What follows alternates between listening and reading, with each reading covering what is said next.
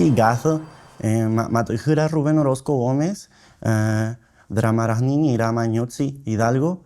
Mi nombre es Rubén Orozco, tengo 19 años y pertenezco orgullosamente al pueblo ñañú otomí del Valle del Mezquital en el estado de Hidalgo. Sentirse orgulloso de ser ñañú, yo creo que representa hoy más que nunca un acto de resistencia ante la discriminación, ante el racismo, porque cada vez más nuestra cultura, nuestra lengua y nuestras tradiciones están desapareciendo. Entonces, nosotros a través del orgullo, de la identidad, pues rescatamos y mantenemos viva nuestra cultura. Para mí es muy importante representar mi cultura y mi pueblo porque cada vez más somos los jóvenes que ya no están aprendiendo el ñañú, entonces nosotros tenemos que conservarlo, tenemos que traerlo al diálogo, a la mesa y seguir manteniendo viva nuestra cultura.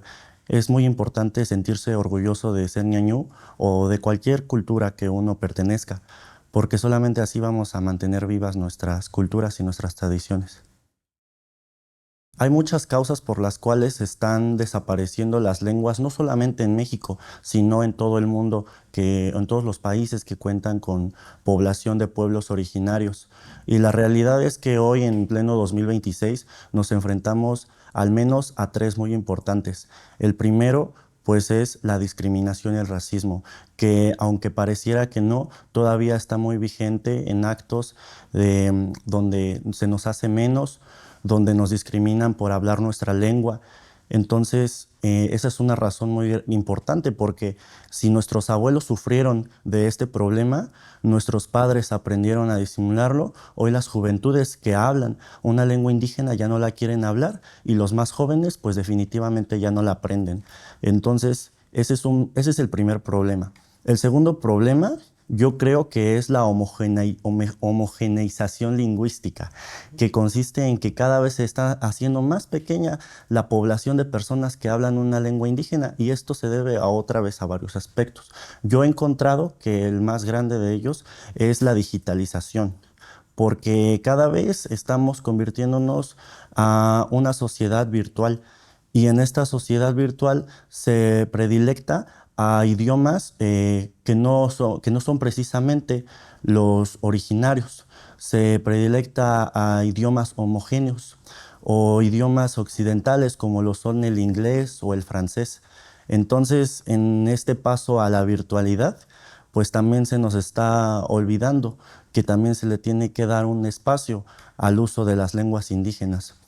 La juventud ya no lo ve como un problema, porque hoy más que nunca, en medio de esta globalización, la juventud de pueblos indígenas se ha dado a la tarea de llevar sus tradiciones y su lengua, y claro, su identidad, al mundo de la virtualidad.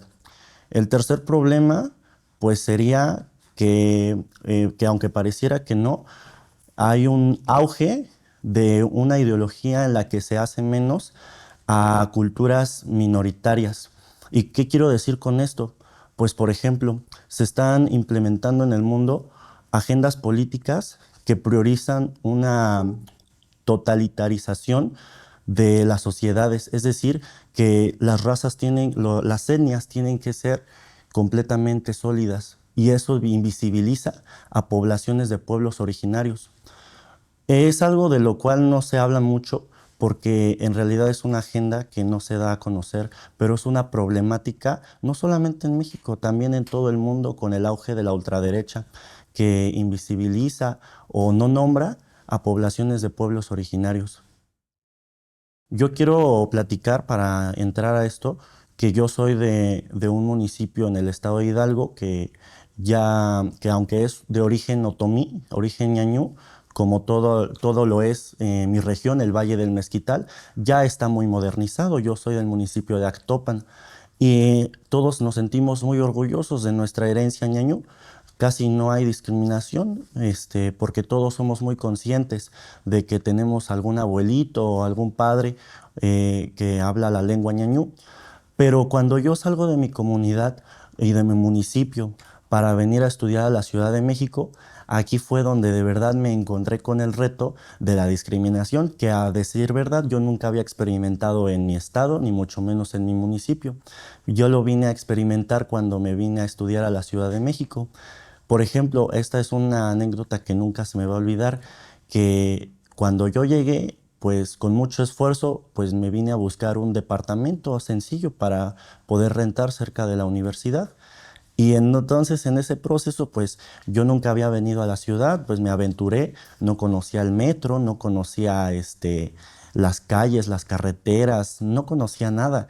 Entonces, bueno, con la ayuda de mi sentimiento juvenil de aventurarme en busca de mejores oportunidades, de nuevas experiencias, pues con el celular que tenía, intenté ahí entenderle a las aplicaciones de mapas para guiarme, que yo tampoco tuve la necesidad de usar nunca en mi municipio ni en mi estado.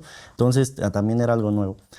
Y me puse a explorar ahí en los departamentos a ver qué podía alcanzar para encontrar algo ligeramente económico.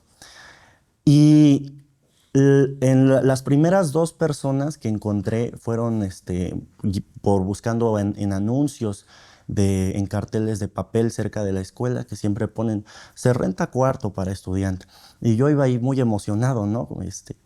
Y bueno, yo me esperaba muchas novatadas, ¿no? Pero yo al nunca me visualicé o nunca me interpreté como una persona racializada, porque siempre conviví con personas de mi comunidad, entonces nunca pasó eso. Pero cuando yo llego y convivo, por ejemplo, con estas personas que rentaban las casas, los departamentos o los cuartos para estudiantes, no, a mí nunca me había pasado algo semejante, pues me trataron muy mal y casi, casi me decían comentarios, ¿no? Despectivos, pero yo creo que hasta en las caras, en los gestos se nota. Pero a mí me parecía muy exacto porque yo decía, bueno, pues ¿qué tengo, no? Pues yo dije, pues no sé si dije algo mal o hice una cara, pero bueno, yo llegué muy sencillo, con mi ropa muy sencilla, como siempre me he visto. Pero me parece muy curioso, ¿no? Porque en realidad estas personas, yo podría pensar que estaban acostumbradas a recibir estudiantes de otros estados y seguramente con muchos fenotipos físicos o racializados, ¿no? Pero bueno, yo creo que ese fue mi primera situación de discriminación porque me trataron diferente a otros jóvenes que también iban en busca de departamentos. En otra ocasión también me pasó lo mismo en el metro. Yo no sabía, yo creo que les ha de haber causado gracia que yo no conocía cómo funcionaba el metro. Y yo estaba ahí todo perdido, ¿no? Ahí en mi mundo, tratando de buscar una solución, ni saber cómo decirle a alguien o cómo pedir ayuda, ¿no? Porque pues no tenía como la confianza o la seguridad y yo creo que era muy obvio que la gente a mi alrededor sí se daba cuenta y pues casi casi me decían, no, pues este, de qué lado lo trajeron, ¿no? Y yo no me daba cuenta, ¿no? Hasta que ya hice una autorreflexión y yo dije, no, pues no creo que sí, ya entendí por dónde va el asunto y definitivamente eso es discriminación. Yo siempre he estado muy consciente de que como jóvenes de pueblos originarios y como miembros de alguna comunidad indígena, siempre tenemos retos. Em, en el mundo exterior, fuera de nuestras comunidades, yo creo que es más que evidente porque hay muchas personas que, aunque que no precisamente se asimilan como parte de un pueblo indígena, y de alguna manera ellos creen que nosotros somos menos. No generalizo, hay muchas personas que ya han cambiado esta mentalidad, pero la realidad es que aún existe. Entonces, bajo esta idea siempre estuve consciente de eso. Cuando yo llego a la universidad también me encontré con muchos compañeros que venían de otros estados y que eran o que se autoadscribían como miembros de un pueblo indígena. Compañeras de Oaxaca, compañeros de Chiapas, compañeros zapotecas, mayas, mijes. Y nos encontramos todos en un mismo entorno buscando oportunidades académicas. Entonces ahí me di cuenta que todos pasamos por una realidad semejante, salir de nuestras comunidades a una ciudad que nunca habíamos visto, pero con metas semejantes de salir adelante, de tener un futuro pues exitoso. Entonces, yo sí los vi también pasar por cosas semejantes, incluso en la universidad, como otros compañeros, nosotros los llamamos citadinos, que son habitantes de la Ciudad de México, jóvenes, lamentablemente, nos miraban mal, ¿no? Pero ya ni siquiera por la ropa, ya ni siquiera por algún carácter exterior subjetivo, simplemente por nuestros acentos, nuestra forma de hablar o nuestros fenotipos físicos, pues nos miraban despectivamente y nosotros pues evidentemente lo notábamos, ¿no? Creo que hasta era obvio que querían que lo viéramos. Nosotros creo que muy dentro de nuestra cabeza sabíamos que nos íbamos a enfrentar a estas cosas, pero nadie nos dijo cómo teníamos que estar preparados para ello. Por ejemplo, las compañeras, ¿no? O incluso los compañeros, ¿cómo reaccionábamos nosotros a estas miradas? Porque no son comentarios, nadie nos decía groserías o palabras despectivas, pero incluso la discriminación y el racismo se hace notar en comportamientos silenciosos como son las miradas o los gestos o excluirnos o hacernos a un lado. Y nosotros, claro que nos dábamos cuenta. Ya, yo creo que estamos en la universidad, ya estamos grandes, nosotros ya no entendíamos de comportamientos em, de este carácter porque nunca lo sufrimos directamente por una causa física de nuestra persona, entonces pues fue un reto.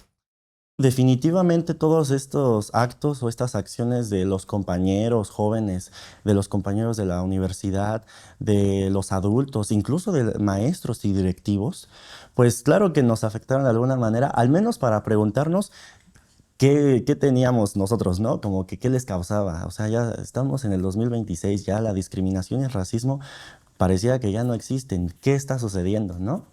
Entonces, bueno, al menos para mi persona, yo creo que nunca tuve un problema complejo más allá de preguntarme esa, porque desde muy pequeño mis papás siempre me hicieron sentir muy orgulloso de mi cultura, siempre me hicieron sentir muy orgulloso de mis tradiciones y lo más importante de mi lengua. Nunca, nunca, nunca me hicieron avergonzarme. En casa siempre me hablaron en otomí, en español, y yo crecí muy contento de eso porque para mí era muy normal. Entonces, incluso desde pequeño, en la primaria, en la secundaria y en la preparatoria, pues había compañeros que no hablaban ñañú, ¿no? O que no se autoidentificaban como parte de un pueblo. Entonces convivíamos todos bien y yo me sentía muy contento con esa identidad que mis papás me enseñaron a respetar y a sentirme muy orgulloso, ¿no? Porque esa raíz pues representaba de dónde venía, a mis abuelos, a mis padres, la tierra que nos vio crecer. Entonces para mí siempre fue parte de mi identidad. Nunca me sentí avergonzado de ello. Entonces, pues yo vengo con ese orgullo a la Ciudad de México y siempre lo he portado como una bandera. Parte de mi presentación, es decir, yo soy un joven indígena de tal edad, pero siempre ha sido una característica de mí, porque nunca lo he escondido. Entonces, cuando a mí me pasan estas cosas y yo identifico que son a causa de mi fenotipo, de mi acento, de mi forma de hablar, o que simplemente se ve que no soy de la Ciudad de México y efectivamente tal vez se note que pertenezco a un pueblo originario, a un pueblo indígena, pues entonces yo me reafirmo a mí mismo que es evidente que es algo que se ve en mi persona y que al contrario de hacerme sentir mal, debería de sentirme orgulloso por representar en mi rostro, en mi lengua, en mis palabras, a mis padres, a mis abuelos, a todo mi pasado y a todo el pasado de mi familia. Porque aunque yo ya no viví lo que ellos o yo no sufrí lo que ellos en cantidad de discriminación o de dificultades, sí que llevo su herencia cultural y eso me hace sentir muy orgulloso. Entonces nunca me sentí avergonzado, nunca me sentí menos, nunca me sentí mal en ningún sentido, más que preguntarme, bueno, pues ¿qué está pasando, no? Yo creo que en la Ciudad de México siempre han venido pueblos indígenas a buscar oportunidades e incluso dentro de la ciudad conviven con personas que son originarias de pueblos, barrios y comunidades residentes en este mismo entorno urbano y no creo que sea una causa de complejidad para las personas que no se identifican como tal. Entonces, eso también nos reafirma una cosa, que la discriminación es una cuestión para sí misma de la persona. Es decir, que aunque se manifiesta en un fenómeno social, definitivamente es algo interno, no es algo que, que tenga que ver relativo con las personas. O sea, nosotros como pueblos venimos, buscamos oportunidades, tratamos de desarrollarnos, coexistimos y también formamos parte de la ciudad, incluso aunque seamos residentes. Entonces nunca me sentí mal por eso. Incluso había compañeros y amigos de pueblos en la universidad que sí se sentían mal y yo les decía, bueno, no puedes sentirte mal, compañero, porque tú representas a tus padres, aquí tú representas a tu estado, tú representas una causa. No vienes aquí a robar, no vienes a causar problemas, vienes aquí a estudiar, a beneficiar a la sociedad a la que perteneces, vienes a construir a comunidad con las compañeras y compañeros. Entonces, en lugar de sentirnos mal, vamos a reafirmarnos nuestras creencias, nuestras motivaciones y a reafirmar el camino por el cual estamos aquí, primero como jóvenes y segunda como jóvenes de pueblos originarios. Entonces eso siempre nos sirvió y nos sigue sirviendo para tener la frente en alto y no agacharnos. Siempre estar muy orgulloso de nuestros orígenes y de nuestras raíces. Desde mi comunidad, desde mi estado, desde mi municipio, en el entorno local, hemos tenido muy presente la participación de la juventud en todo el ámbito político y de participación. En las comunidades, la forma de participación es horizontal. Todos participamos, hombres, mujeres, jóvenes, porque creemos que todos tenemos algo importante que decir en beneficio de nuestra comunidad. Entonces, a mí siempre me ha gustado participar en estas causas. Primero, en la causa de la juventud. ¿De qué retos tenemos desde la trinchera joven y cómo podemos resolverlos? Porque aunque en mi comunidad aún se mantiene esta postura, cuando nosotros salimos hacia afuera muchas veces nos damos cuenta que las juventudes no tenemos una participación real y mayoritaria en los espacios de decisión. Esto no es una casualidad, en realidad ha sido la consecuencia de años en donde se priorizó la participación de los adultos por un pensamiento, valga la redundancia, adultocentrista, en el que se priorizaba el pensamiento, la voz y la participación de las personas adultas, minimizando la de los jóvenes. Entonces, ese fue un primer reto. Saliendo de la comunidad, en el municipio, en la universidad, en la preparatoria, desde el principio me di cuenta de esto, pero también nos dimos cuenta, y yo creo que esto es algo general, que cada vez más los jóvenes somos conscientes de la importancia de nuestra participación en el escenario nacional e internacional.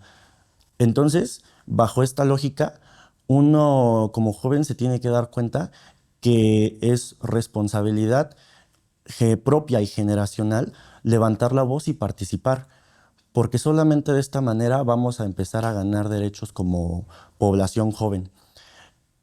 Hay una situación más, que si como jóvenes tenemos retos, ahora ser un joven indígena, racializado, diverso o neurodivergente representa un reto mucho mayor, porque todas estas interseccionalidades representan también problemáticas que tienen que ser atendidas.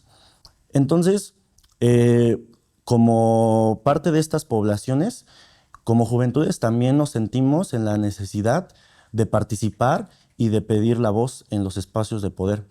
Y todo esto se hace desde el activismo y desde nuestros espacios, desde la calle, desde las universidades, desde las escuelas, desde los trabajos. Entonces, todos estos lugares donde la juventud tiene presencia es la oportunidad perfecta para empezar a incidir y a buscar las oportunidades. Cuando yo llego aquí a la Ciudad de México, yo encuentro una buena manera de buscar estos derechos en el movimiento de regeneración nacional, porque es un partido, es una convergencia en la que como juventudes tuvimos la oportunidad de encontrar un espacio donde podíamos ser verdaderamente escuchados. Entonces, aprovechando estas dinámicas, como juventudes nos hemos unido para representar las causas que nos aquejan, desde los feminismos, desde la ruralidad, desde las calles, desde los barrios, desde el territorio que nos enfrentamos o que nos representa. También tenemos voces y tenemos necesidades que tienen que ser atendidas. Entonces, yo represento y eso me ha llevado también a llevar la agenda de las juventudes de pueblos originarios. Tanto en mi universidad como joven originario y estudiante de la carrera de Derecho, pues he tratado de desempeñarme de la mejor manera para visibilizar, primero, que las juventudes también venimos de otros estados a buscar oportunidades en las escuelas centrales. Y segunda, que al menos en mi carrera, la carrera de Derecho, también existe la posibilidad y la necesidad urgente de visibilizar a la justicia desde parámetros jóvenes y desde parámetros desde los pensamientos de los pueblos originarios. Y desde el movimiento, que es una agenda más política definitivamente, pues primero representar y dar a conocer que hay un relevo generacional interesado en participar y en formar parte de los espacios de decisión. Es muy interesante porque hoy en México los jóvenes representan una población muy importante. Entonces, em, aunque se ha velado desde el 2017 y 18 porque esta representación sea aún mayor, aún falta mucho por trabajar. En especial, velar por un relevo generacional incluyente que tome en cuenta a pueblos originarios, a juventudes diversas, a juventudes neurodivergentes, que también tienen algo que decir. Entonces, mi agenda trabaja en eso. Claro que ha sido despertada desde la necesidad de trabajar en una agenda antirracista y que luche contra la discriminación, pero también en buscar espacios de incidencia política para las juventudes. Entonces, cuando mezclamos y nos damos cuenta que es necesario identificar estos dos ejes, la juventud indígena, bueno, la juventud en general y a los pueblos originarios, pues nos damos cuenta que hay una parte de la población joven que tiene características y necesidades muy particulares. La de los jóvenes que salen de sus comunidades, la de los jóvenes que crecen en la ruralidad y que desde la trinchera de sus comunidades también tienen necesidades en ese relevo generacional de inclusión y representatividad. Entonces, a partir de ahí nace esta necesidad de trabajar desde el activismo y principalmente desde la militancia activa. Cada comunidad, cada pueblo, cada cultura tiene una cosmovisión y un entendimiento de la justicia interna muy particular. En el caso de mi pueblo, el pueblo ñañú, y en el caso específico de mi comunidad, pues como lo mencioné, el acceso a estos espacios de representación interna siempre ha sido horizontal, pero con una priorización muy particular, que es la creencia que nosotros tenemos que los adultos mayores, en especial los ancianos, varones, tienen una carga de decisión muy importante. Claro que las adultas mayores mujeres también lo tienen, pero para ciertas cosas de la comunidad y los adultos varones para otras. Específicamente para las que conciernen a la política interna de general de todas y todos, pues son los adultos varones. Entonces, esto se llega a partir de una votación, pero claro que los jóvenes también podemos acceder. A lo que quiero llegar con esto es que estos adultos mayores forman en realidad una especie de círculo o consejo. No es muy grande, es pequeño, conformado precisamente por las personas más adultas de la comunidad. Pero, ¿qué sucede? Algunas tareas son repartidas en los jóvenes. Obviamente no tan jóvenes, me refiero en una edad de unos 25 años en adelante. En realidad no hay una edad específica en la que pudiéramos decir, a esta edad ya puedes acceder a un cargo popular o de autoridad tradicional. No, en realidad, como se mencionó, depende mucho de tu persona. Depende mucho de tus valores, de tu crianza y de cómo has trabajado y qué has aportado a la comunidad. Porque no todos están en igualdad de circunstancias. En realidad, los que de verdad pueden acceder a un cargo mayor o acercarse más a este consejo de ancianos, pues son los jóvenes que han asistido a las faenas, que han cooperado, que han asistido a las reuniones, que han trabajado en el campo, que han, bueno, y esto es muy importante, ¿no? Que han permanecido dentro de la comunidad y han compartido con los demás en las fiestas, en los eventos comunitarios, en las fiestas patronales de los santos, en compartir algo con el vecino, un costal de maíz, en las necesidades que pueda tener un compañero y ayudarle, que si necesita ayuda para construir su casa el vecino, le ayuda y viceversa. Entonces hay que tener una presencia como joven muy activa para que se le pueda tomar en cuenta, porque de otra manera, pues realmente es como no tener los méritos para poder acercarse. ¿Y esto por qué se da? Pues muy sencillo, porque un joven que no conoce su comunidad y no participa, pues simplemente no va a saber cómo organizarla y más cómo dar una orden para que todos puedan estar beneficiados de ella. Entonces, los jóvenes sí podemos acceder, sí se toma en cuenta nuestra voz, pero para poder acercarnos a un espacio de decisión importante que beneficie o que perjudique incluso a todas y a todos, pues se tienen que ganar méritos. Y eso se nota principalmente en dos cosas, en el trabajo y en la participación. Y eso sería más o menos cómo se eligen. ¿Cómo defino ser indígena? Esa es una muy, muy, muy buena pregunta. Yo creo que hoy ser indígena está interesante de conceptualizar porque ¿quién dice quién es el indígena? ¿Quién te dice con qué rasgos sí eres indígena y con qué rasgos no? ¿Quién tiene la autoridad política o cultural para designar quién nace indígena? Yo he llegado a la conclusión de que yo soy indígena porque tengo un padre y una madre indígena, porque hablo una lengua indígena, porque he crecido dentro de una comunidad. Pero he encontrado disyuntivas en el activismo y en la política que me dicen otras miradas, es que tú no puedes ser indígena, porque número uno, no sufriste lo que tus padres. Tú no cooperas en la comunidad, tal vez. Tú ya no te quedaste en tu comunidad y te saliste a estudiar. O tú no cumples con los parámetros físicos de la forma de vestir, de los gustos musicales, gustos en general, que tal vez el resto de la comunidad tenga. Y en algún momento me llegué a cuestionar, entonces soy menos indígena porque me guste la música pop, o tal vez soy menos indígena porque uso tenis.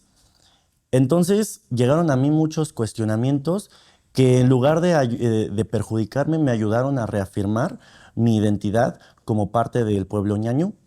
Y es que número uno, como lo mencioné, hay que estar activos. No, uno no se, bueno, en un primer parámetro, ser miembro de una comunidad.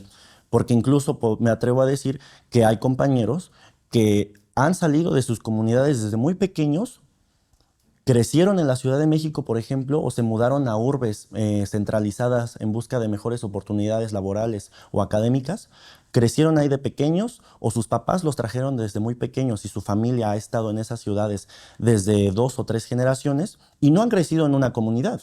Entonces son menos indígenas.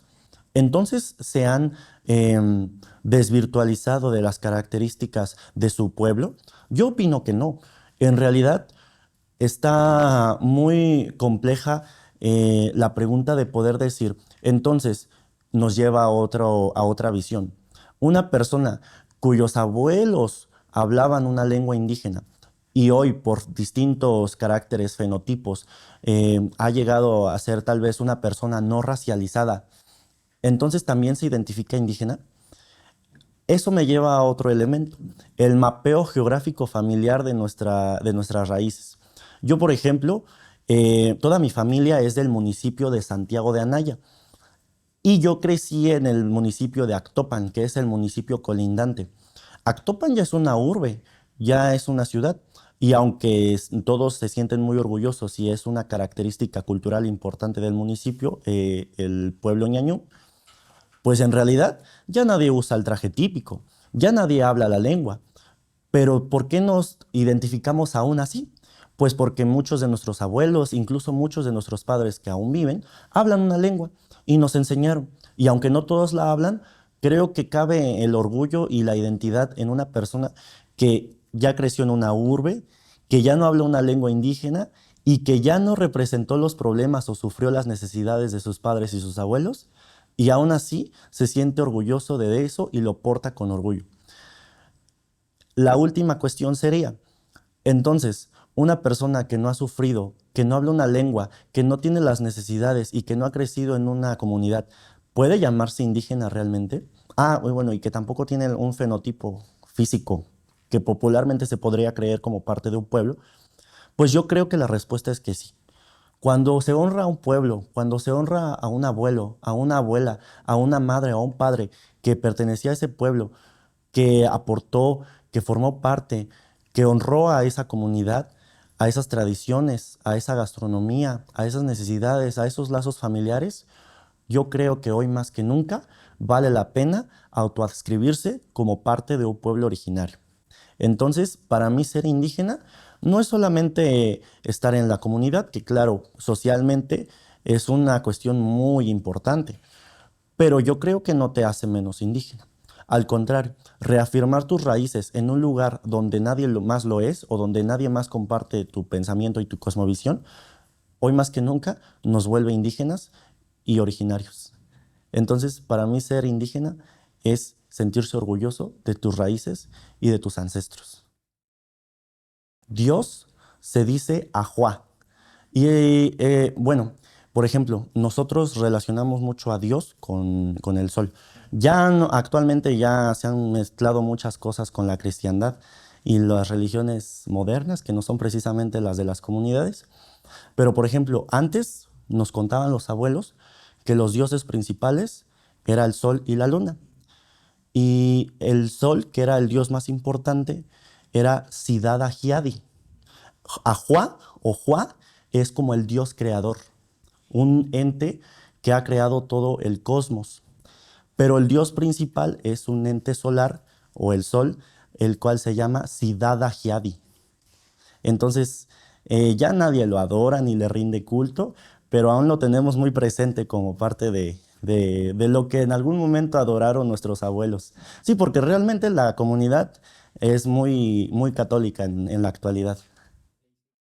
Me gustaría explicar muy brevemente sobre la indumentaria que traigo puesta, que es el traje tradicional ñañú. Hoy porto una camisa del bordado floricanto, que es el bordado tradicional de nuestro pueblo, específicamente del Valle del Mezquital, porque el pueblo ñañú está distribuido en varios estados, en el estado de Hidalgo principalmente en la Sierra de Tenango y en el Valle del Mezquital, de donde soy originario. Y el bordado que se utiliza es este bordado de pajaritos o palomas, que en otomí ñañú se dice domitl, que significa paloma. Y el bordado es de un tipo llamado floricanto. El día de hoy porto azul porque para nosotros el azul representa el color del cielo y es muy importante traerlo en nuestra ropa. Y la parte más especial para mí, si me permiten mostrarle, es esta pieza que se usa en el atuendo ñañú tradicional. Se llama ayate y en otomí se llama anjua. Algunos compañeros de otros municipios y en otras variantes le dicen ronjua, pero en otomí, pues en general en mi comunidad le dicen anjua. Anjua, raranjua, gazance, el ayate de Ixtle, popularmente se le llama a esta fibra de maguey, que antiguamente los abuelos y abuelas sacaban hilo por hilo con las fibras para tejer un lienzo de alrededor de metro y medio o un metro que servía para muchas cosas. En realidad esta era la pieza principal del estilo de vida ñañú, porque en el caso, por ejemplo, de las mujeres, representaba la vida y la muerte. Desde muy pequeños, como no había telas, pues se les arropaba en las telas de Ixtle de los ayates y se les cuidaba. Luego, cuando una mujer crecía, se le daba el ayate y cuando tenía sus hijos, pues los cargaba como un rebozo, así, los cargaba a la parte de atrás. Y cuando se iban a pastorear, las abuelas se lo ponían así, como me lo voy a poner, para que no les quemara el sol. También, ya cuando iba a morir una persona, pues se le ponía el ayate en la cabeza como una especie de sudario. Y, por ejemplo, también servía cuando uno iba a buscar al campo frutas, vegetales, verduras o iba a cazar animales, pues se portaba como, ahora sí que como lo que se usaría principalmente, como una especie de bolsa, así, para cargar las cosas que se recolectaban, las frutas, los nopales, todo lo que se cargaba aquí, incluso leña, se cargaba en la parte de atrás y pues tenía muchas funciones. Pero como se convirtió en una prenda de uso diario, pues en realidad se convirtió también en parte de la indumentaria tradicional ñaño. Hoy en día ya nadie la usa, porque ya cada vez son menos las maestras y maestros artesanos que han conservado el conocimiento para hacer un ayate. Cada familia, cada persona mayor ha respaldado y guardado con mucho amor y con mucho cuidado sus ayates. Y la tradición era heredarlos a sus hijos y a sus hijas para que los usaran en sus nacimientos, en sus bodas, en los trabajos diarios del campo. Pero en realidad hoy ya son más un recuerdo de lo que algún momento fue la vestimenta que usaban los abuelos. Y se usa principalmente en las fiestas patronales. Por ejemplo, cuando una familia va a recibir al santo en su casa, al santo patrono, la obligación tradicional es que todos los miembros de esa casa tienen que portar su traje ñañú, su traje tradicional, y las mujeres su ayate. Y el día de hoy porto con mucho orgullo este ayate que me heredó mi madre, que se lo hizo su bisabuela, madre de mi abuela y madre de mi mamá. Entonces este ayate tiene muchos años y el día de hoy lo porto con mucho orgullo, representando a mi pueblo y a mi comunidad, orgullosamente ñañú otomí del Valle del Mezquital. Kijatzigathwe, Matujira Rubén Orozco Gómez, Rimagnini, Ramagnotzi Actopan Hidalgo. Mi nombre es Rubén Orozco, tengo 19 años, pertenezco al municipio de Actopan Hidalgo, un pueblo orgullosamente ñañú otomí en la región del Valle del Mezquital, en el estado de Hidalgo. Y los invito a todas y todos a ver la 4TV.